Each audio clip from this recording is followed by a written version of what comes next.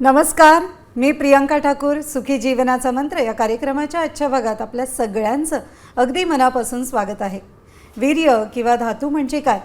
समाजात वीर्याबद्दल असलेले गैरसमज, अफवा आणि पसरलेली भीती याबाबत आपण गेले 3 आठवडे चर्चा करीत आहोत. काही लोकांना वाटते की वीर्य कमी झाले तर शरीर कमकुवत होते, तर काहींना प्रत्येक शारीरिक तक्रारीचं कारण कमी झालेलं वीर्यच आहे असे वाटते.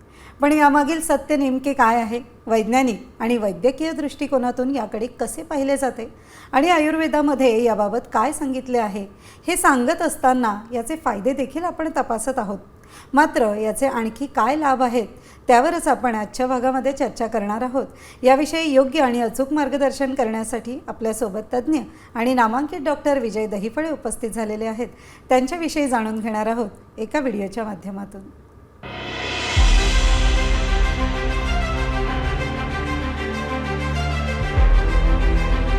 डॉक्टर विजय दहिफळे हे सेक्सोलॉजिस्ट, यूरोलॉजिस्ट आणि एंट्रोलॉजिस्ट आहेत.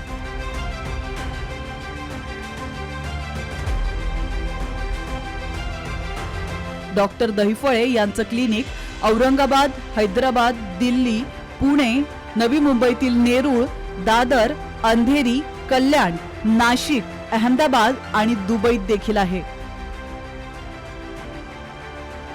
डॉक्टर नेहमीच देश विदेशात सेमिनार आणि कॉन्फरन्ससाठी जात असतात. तसंच सेक्स बाबतच्या सर्व समस्यांवरती ते मार्गदर्शन करत असतात.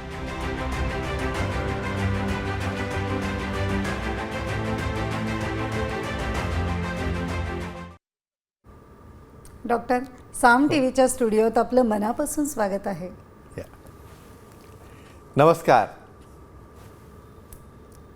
कार्यक्रमाच्या सुरुवातीला आपण जाणून घेणार आहोत एका सत्यप्रसंगाबद्दल. सरांच्या पुणे सेंटरवरील हा प्रसंग आहे. पुणे सेंटरच्या ओपीडीमध्ये 40 ते 50 वयोगटातील एक व्यावसायिक दाम्पत्य आले होते. त्यांनी साम टीव्हीवरील सुखी जीवनाचा मंत्र हा कार्यक्रम पाहिला होता. सरांनी येण्याचे कारण विचारले असता पत्नी म्हणाल्या की सर, शेवटचा पर्याय म्हणून मी तुमच्याकडे आले आहे.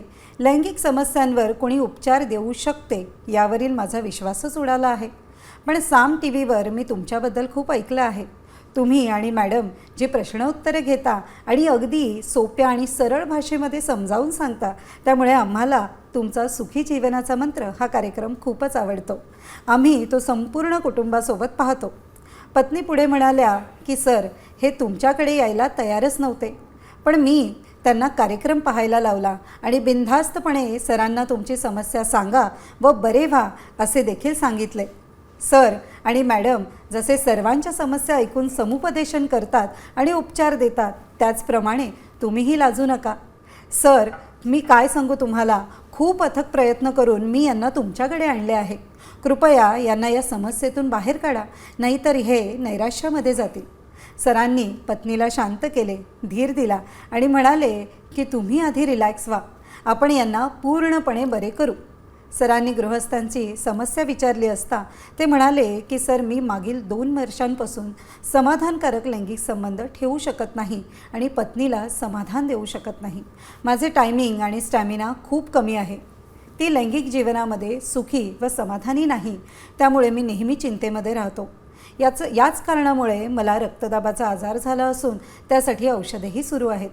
सरांनी गृहस्थांची तपासणी केली. लठ्ठपणामुळे त्यांचे लिंग लहान झाले होते, त्यामुळे त्यांना कमजोरी आणि शीघ्रपतन या दोन्ही समस्यांचा त्रास होत होता. गृहस्थांच्या डोळ्यामध्ये पाणी आले होते. त्यांनी हात जोडून विनंती केली की सर, काहीही करा, पण मला यातून बाहेर काढा. सरांनी त्यांना धीर दिला आणि तुम्ही यातून पूर्णपणे बाहेर याल असे आश्वासन देखील दिले. यामुळे गृहस्थ अगदी रिलॅक्स झाले होते. सरांनी त्यांच्यावर 3 महिन्यांचे औषधोपचार सुरू केले. तसेच गरज पडल्यास P shot therapy, vacuum therapy, shockwave therapy, HIFEM therapy किंवा पेनाइल इम्प्लांट देखील करता येईल असे सांगितले. त्यांनी सरांचे अगदी मनापासून आभार मानले आणि ते म्हणाले की सर, तुम्ही आणि साम टीव्हीवरील सुखी जीवनाचा मंत्र हा कार्यक्रम नसता तर आम्ही तुमच्यापर्यंत पोहोचूच शकलो नसतो आणि आमच्या आयुष्यामध्ये भयंकर परिस्थिती निर्माण झाली असती असे म्हणत त्यांनी यावेळी समाधान व्यक्त केले. वैद्यकीय भाषेमध्ये याला post blood pressure and obesity male sexual dysfunction असं म्हटलं जातं. सर काय सांगाल? खरं तर ही समस्या आपण बघितली एका बरोबर आहे. पुरुषाची, पण हां. त्याचा जो परिणाम आहे तो कुठेतरी त्या स्त्रीवरही होत होता आणि बरोबर आहे. ती त्यापेक्षा जास्त चिंतेत वाटत होती. येस. आणि हा बदल हे बघा आजच्या ह्या घडीला आपल्या साम टी व्हीच्या या सुखी जीवनाच्या मंत्राचा मोठा इम्पॅक्ट मी सांगेन की बऱ्याचदा परिस्थिती काय होती की फक्त पुरुषच पुढं यायचे, तेच दाखवायचे की आम्हाला त्रास आहे. पण अशीही कंडिशन असते की आपल्या शोमुळं पत्नीने आपल्या पार्टनरला, पतीला धीर दिला कन्व्हिन्स केला की बघा आपण डिस्कशन काय करतो, याला सोल्युशन असतं, तुम्ही जा भेटा. कारण काय होत होतं, हे डिप्रेस होत चालले होते आणि निगेटिव्हिटीमध्ये जाऊन बऱ्याचदा माझी बायको समाधानी नाही, मी काही करू शकत नाही, ही खंत वाटत होती. आणि दुसरा अतिशय महत्त्वाचा टॉपिक ओबेसिटी आणि ब्लड प्रेशर सांगूया आपण. सर्वप्रथम आपल्या या साम टी व्हीच्या सुखी जीवनाच्या मंत्राच्या लाईव्ह भागामध्ये तुमचं अगदी मनापासून अभिनंदन, कौतुक आणि स्वागत. कशामुळे पाहिलं, अशा प्रकारच्या स्टोरी ज्या तुमच्या समोर येतात हे ॲक्च्युअल उदाहरणं आहेत ओपीडीमध्ये असणारी. काय होतं या ठिकाणी बघा, पुरुषांच्या डोळ्यांमध्ये देखील पाणी यायची वेळ येते. कशामुळे? ते या ठिकाणी काही कारणामुळं मी माझ्या पार्टनरला सुखी ठेवू शकत नाही, काही कारणामुळं माझ्या पार्टनरला मी समाधान देऊ शकत नाही. मग याचं मी टेन्शन घेऊन मला BP झाला, मला रक्तदाब वाढला आणि त्यात पुन्हा आणखी यांच्या लाईफस्टाईलमुळे हे व्यावसायिक होते, यांना त्या ठिकाणी ओबेसिटी देखील होती, म्हणजे लठ्ठपणा देखील होता. म्हणजे त्या ठिकाणी डायबिटीस, ओबेसिटी, ब्लड प्रेशर ह्या तिन्हीचं कॉम्बिनेशन हे अतिशय घातक असतं, ज्यामुळे की त्या ठिकाणी लिंगाचा आकार देखील लहान झालेला होता. आणि या लहान झालेल्या लिंगामुळं त्या ठिकाणी स्वतःच ते व्यक्ती डिप्रेस व्हायचे की माझा परफॉर्मन्स नाही, माझा पार्टनरला काय वाटत असेल, तो सुखी असेल की नाही. बघा, विचार करा. अशा प्रकारची जागरूकता फक्त या मंचामुळे आलेली आहे. आणि मित्रांनो, तुमचा सहभाग हा अतिशय मोलाचा असतो, म्हणून प्रियंकाजी त्यांची इन्व्हॉल्वमेंट देखील आपण घेऊ शकतो. नक्कीच. सुखी जीवनाचा मंत्र या कार्यक्रमात तुम्ही देखील सहभागी होऊ शकता आणि सरांना थेट प्रश्न विचारू शकता. मात्र त्यासाठी आमचा स्टुडिओ क्रमांक लिहून घ्या 022410100610. सर, आपल्याला फोन यायला सुरुवात देखील झालेली आहे. नाशिकहून सपनाजी आपल्याशी जोडल्या गेलेल्या आहेत. नक्की. नमस्कार सपनाजी, आपण प्रश्न विचारू शकता. नमस्ते सर. नमस्ते जी, बोला. धातू किंवा सिमेंट डोळ्यात गेल्याने HIV किंवा एड्स होतो का? म्हणजे धातू किंवा वीर्य, सिमेंट हे समजा डोळ्यात जर बऱ्याचदा काय होतं की ते गेलं किंवा जे काही समजा ड्रॉप्स पडले तर HIV किंवा एड्स होतं का? बरोबर आहे. खूप सुंदर प्रश्न आहे तुमचा आणि जवळपास माझ्या मेलवर किंवा माझ्या इन्क्वायरीमध्ये नेहमी हा असतो. तुम्ही तो पडून विचारला, तुमचं मनापासून अभिनंदन. बघा, हे उदाहरण आहे जो आपण टॉपिक देतो त्या ठिकाणी त्यांची जागरूकता आणि क्युरिओसिटी. बघा, हे कोणी इमॅजिन करेल का की वीर्याचे फायदे तर आपण पाहिलेले, पण ज्या गोष्टीचे फायदे असतात त्याचे काही तोटे असतात का? सांगूया आपण. बघा मित्रांनो, एक गोष्ट महत्त्वाची लक्षात ठेवा की प्रत्येक गोष्ट ही लिमिटमध्ये असेल तर नॉर्मल असते, लिमिटच्या पलीकडे गेलं तर मग चांगली गोष्टसुद्धा ही वाईट व्हायला लागते. या ठिकाणी एक लक्षात ठेवा की कुठल्या पद्धतीने कधी वीर्य हे डोळ्यात जाऊ शकतं का? बघा, या ठिकाणी बरेच मैथुनाचे वेगवेगळे प्रकार मी सांगितलेले आहेत. मुखमैथुन आहे, वजायनल इंटरकोर्स आहे, इतर सर्व प्रकार जरी असतील तरी हे आपल्या पार्टनरची संमती, पार्टनरची एन्जॉयमेंट आणि पार्टनरची परमिशन अतिशय महत्त्वाची असते. या ठिकाणी बऱ्याचदा काय होतं की अशा केसेसमध्ये स्प्रिंकलेज होताना जेव्हा इजॅक्युलेशन होतं ते ड्रॉप बाय ड्रॉप येत नसतं, ते स्पर्टाईल फॉर्ममध्ये येत असतं आणि स्पर्टाईल फॉर्ममध्ये येत असताना बऱ्याचदा ते डोळ्यात जाऊ शकतं. मग याला घाबरायचं का? अजिबात घाबरायचं नाही. पण केव्हा? ते सिमेंट जेव्हा आपला नॉन पार्टनर नॉन इन्फेक्टेड असेल तेव्हा. पण समजा त्यामध्ये कुठले बॅक्टेरिया असतील, त्यामध्ये ऑलरेडी HIV असेल किंवा सिफिलिससारखे व्हायरल किंवा बॅक्टेरियल इन्फेक्शन असतील तर नक्की डोळ्यामध्ये ज्या असणाऱ्या ब्लड वेसल्स असतात त्या लवकर त्या बॅक्टेरियाला, व्हायरसला ॲब्सॉर्ब करतात आणि त्यातनं देखील या HIV आणि एड्सचा प्रादुर्भाव होऊ शकतो. पण महत्त्वाचं वाक्य सांगतो की आपला ओन, नोन आणि नॉन इन्फेक्टेड पार्टनर असेल तरच त्या ठिकाणी तुम्ही एकमेकाशी समागम करण्यामध्ये किंवा ॲक्टिव्हिटी करण्यामध्ये तुमच्या दोघांसाठी सेफ्टी असते. मला वाटतं हे अतिशय लोकांना माहीत नसलेली बाब आहे, पण याचं महत्त्व इतकं आहे की लहान लहान गोष्टी आहेत पण त्यामुळं ते जर प्रादुर्भाव झाला किंवा स्प्रिंकलेज झालं तर त्या ठिकाणी इन्फेक्शन होऊ शकतं. नक्कीच या. नक्कीच. डॉक्टर, पुढील प्रश्न या. पुण्यातून आहे. सुमितजी आपल्याशी जोडले खूप गेलेले आहे. छान, घेऊया. नमस्कार सुमितजी, आपण प्रश्न विचारू शकता. सर मला काउंट जास्त आहे, मोर्टॅलिटी कमी राहतो त्याच्यामुळे. म्हणजे तुमच्या धातूचा काउंट जो आहे तो नॉर्मल आहे पण मोटिलिटी कमी आहे, बरोबर आहे? हो. बरं, मला एक सांगा तुमचं वय काय? वय माझं आता 39. बरं, ठीक आहे. लग्नाला किती वर्ष झाली तुम्हाला? लग्नाला आमचे 8 वर्ष झाले. तुम्हाला मुलगा मुलगी काही अपत्य आहे? अजून सुद्धा नाही. नाही, अपत्य नाही आहे तुम्हाला, बरोबर आहे? नाही. मग तुम्हाला कारण काय सांगितलं गेलं, कशामुळे मूल होत नाही? हे मोर्टॅलिटी कमी राहतो. अच्छा, मोटिलिटी कमी दाखवली तर तुमचं विचारणं असं आहे की काउंट नॉर्मल आहे पण मोटिलिटी कमी आहे, तर काय करायला पाहिजे, बरोबर आहे? हो. आणि मला एक दुसरा प्रश्न विचारायचा आहे, उपप्रश्न. यामुळे काही तुम्हाला शीघ्रपतन, कमजोरी किंवा लैंगिक शिथिलता जाणवते का? अशी कधीतरी जाणतो पण अशी शक्यता नाही झाली. अच्छा, म्हणजे कधी कधी तुम्हाला कमजोरी पण दाखवते, बरोबर आहे? हो. ठीक आहे, काही हरकत नाही. खूप छान प्रश्न विचारलाय तुम्ही. आणि खूप जणांच्या सिमेंटमध्ये प्रॉब्लेम असतात आणि ह्या टॉपिकवर आपण आणखी पुढच्या भागात येणार आहोत. त्याचा काउंट, क्वालिटी आणि नॉर्मॅलिटी काय असे सांगूया आपण. नॉर्मल काय आहे जो पण कळणार कळणार नाही, नाही. तो पण ॲबनॉर्मल काय हे समजत नाही. एक उदाहरण सांगतो तुम्हाला. समजा जोडप्याला मूल होत नसेल, पहिली गोष्ट, पुरुष त्यांची साधी 1 तहाची तपासणी देखील करायला तयार नसतात.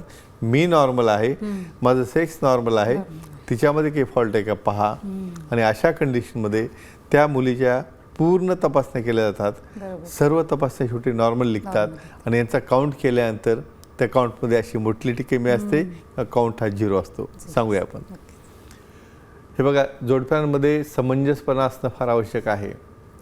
कुठल्याही जोडप्याला 2 ते 3 वर्ष रेग्युलर समागम करून जर मूल होत नसेल तर त्याला आपण वंध्यत्व असं म्हणतो. आणि सर्वात महत्त्वाचं, वंध्यत्वामध्ये पहिली टेस्ट ही पुरुषांनी करायची असते. का? कारण एक साध्या टेस्टमुळे 1 तासामध्ये तुम्हाला रिपोर्ट समजतो की त्यामध्ये स्पर्म कसे आहेत आणि त्यामुळं अननेसेसरी काही तपासण्या ज्या होणाऱ्या असतात आपल्या पार्टनरच्या, त्या टाळल्या जाऊ शकतात.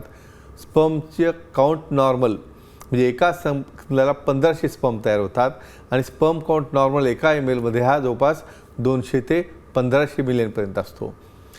नुसता काउंटच महत्त्वाचा का नाही, तर स्पर्म त्या ठिकाणी एकाच ठिकाणी पडून राहत असतील तर त्या ठिकाणी गर्भामध्ये एंट्री त्याची कशी होणार, तिथून ते एंट्री झाल्यानंतर फॅलोपियन ट्यूबमध्ये अंडाशयात कशी जाणार हे जाणं महत्त्वाचं असतं. म्हणून मित्रांनो, ही मोटिलिटी नॉर्मल ठेवण्यासाठी तुमचा झिंक असणारा आहार आहे, डाएट आहे, एक्झरसाईज आहे, योगा आहे, हे तर कामाला येतच. पण त्यासोबत तुमची काही असणारी व्यसनं जी असतात ती कमी करणं, स्मोकिंग आहे, ड्रिंकिंग, अल्कोहोल हे अतिशय आवश्यक असतं. अशा केसमध्ये सेक्सॉलॉजिस्ट, युरॉलॉजिस्ट यांना भेटा. अतिशय चांगल्या प्रकारच्या ट्रीटमेंट आहेत आणि नक्कीच नॉर्मल पद्धतीने तुम्हाला प्रेग्नन्सी राहू शकते. आणि अननेसेसरी बाकीच्या जे आर्टिफिशियल रिप्रोडक्टिव्ह टेक्निक्स आहेत त्याचा वापर करण्याची गरज पडू शकत नाही. मला वाटतं हा बेसिक प्रिकॉशन जर घेतल्या तर नॉर्मल प्रेग्नन्सी राहणं आणि नॉर्मल डिलिव्हरी होणं ह्या दोन्ही नॅचरल प्रोसेस आहेत. त्याला आजार किंवा डिसीज हा बनवायचा नसतो.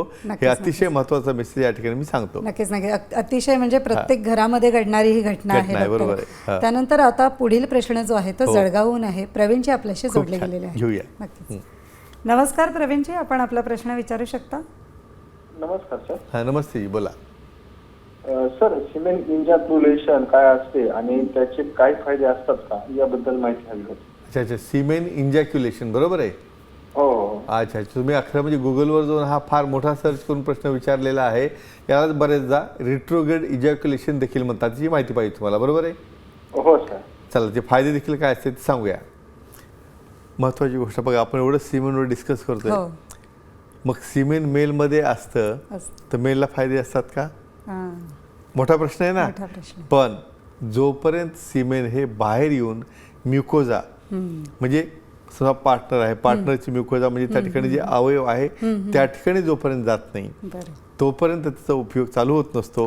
मग त्या असलेल्या स्टॉकमध्ये हे बेनिफिट हे फक्त ते स्पर्मला असतात. पण इजॅक्युलेट झाल्यानंतर म्युकोजल कॉन्टॅक्टमध्ये आल्यानंतर त्याचे बेनिफिट मिळायला चालू होतात. सांगूया आपण.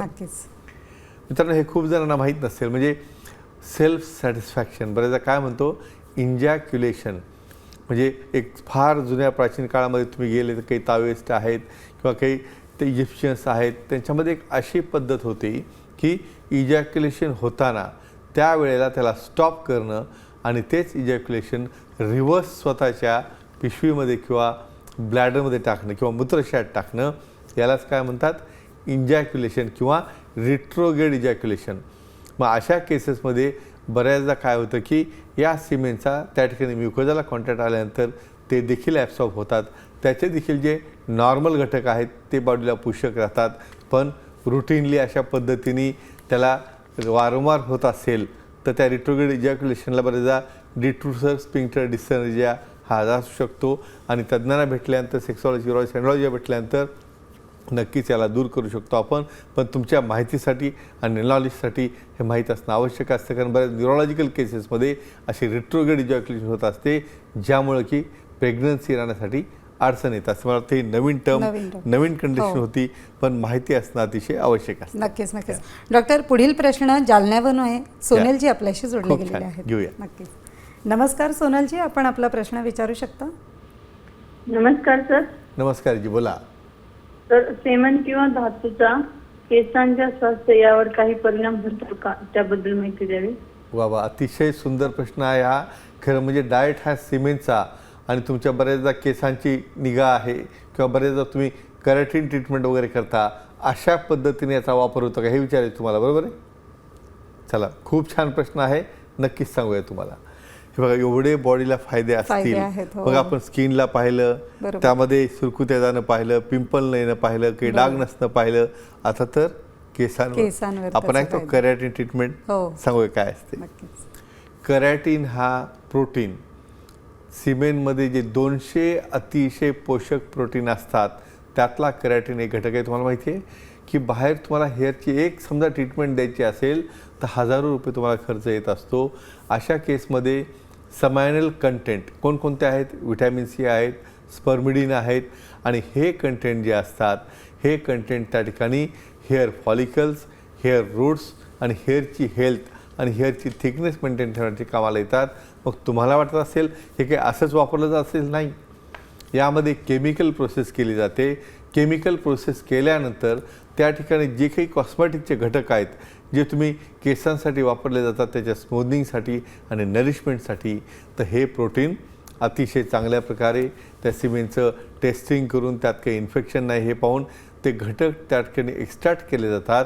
आणि हे घटक त्या ठिकाणी मग तुमचे जे कॉस्मेटिक बनले जातात त्यामध्ये ॲड करून जेव्हा मग तुम्ही प्रोटीन ट्रीटमेंट आहे, केराटिन ट्रीटमेंट आहे, यासाठी याचा वापर केला जातो. आणि नक्कीच हेअरचा आकार, हेअरचा फॉलिकल, हेअरची थिकनेस, स्प्लिट नसलेले हेअर्स आणि मजबूत असलेले न गळणारे हेअर्स आणि त्या ठिकाणी डॅन्ड्रफ नसणारा स्काल्प देखील तयार होण्यासाठी या समायनल कंटेंटचा वापर असतो. म्हणून मित्रांनो, इतका महत्त्वाचा हा बॉडीचा जो फ्लुइड आहे, सिमेन आहे, वीर्य आहे, याला खरंच आपण अतिशय किती चांगल्या पद्धतीने ठेवलं पाहिजे. आणि त्याचा वापर कसा असतो याचं नॉलेज असणं अतिशय आवश्यक आहे. मला वाटतं एकही अशी तुमच्या कॉस्मेटिक रिलेटेड प्रॉडक्ट विदाऊट समायनल किंवा स्पर्मिडिन किंवा विटॅमिन सी किंवा झिंक कंटेंट शिवाय बनत नाही. आणि 200पेक्षा जास्त प्रोटीन यामध्ये रिच असतात. मला वाटते सर्वांना खूप चांगली माहिती मिळाली असेल. नक्कीच.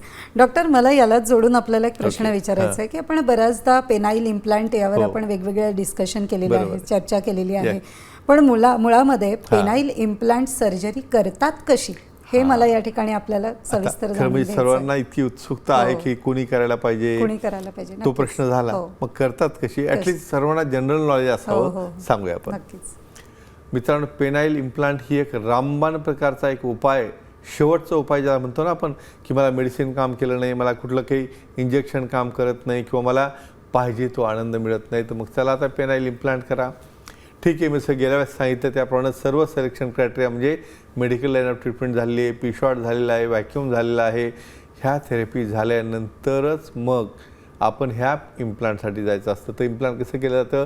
सर्वात महत्त्वाचं हे हार्डली डे केअर किंवा 2 डेज, म्हणजे त्या व्यक्तीला हॉस्पिटलला फक्त 1 ते 2 दिवस ॲडमिट केलं जातं. स्पायनल ॲनेस्थेशियामध्ये ही सर्जरी केली जाते.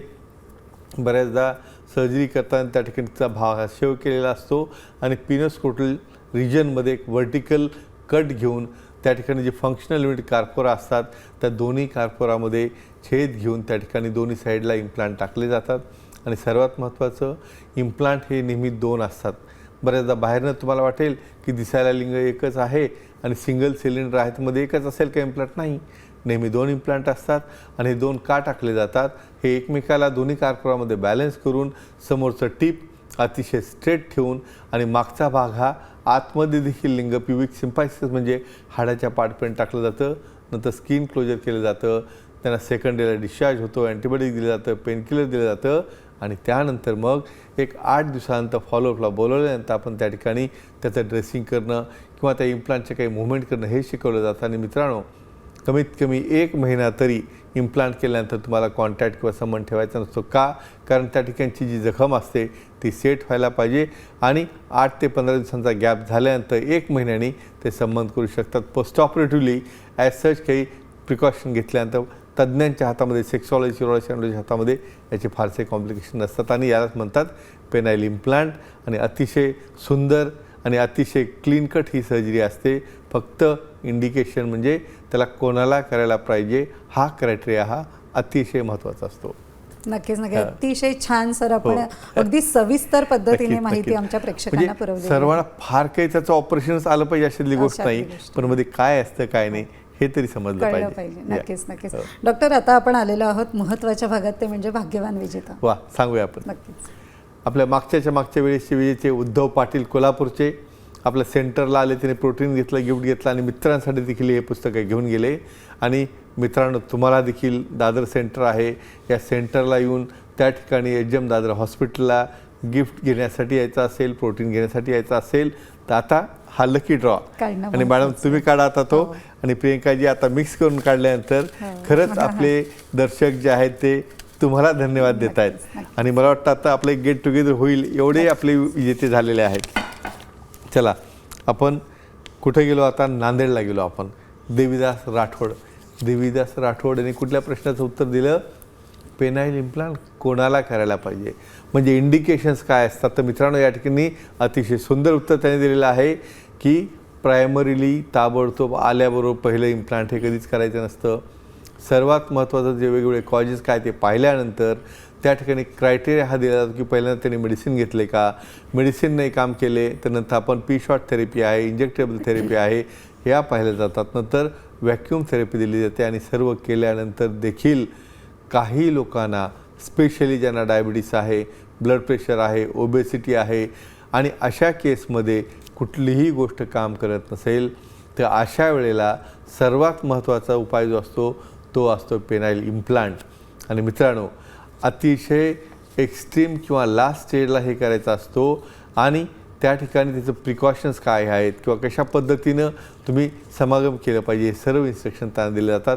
अतिशय आणि सुंदर उत्तर दिलं, अभिनंदन आणि कौतुक.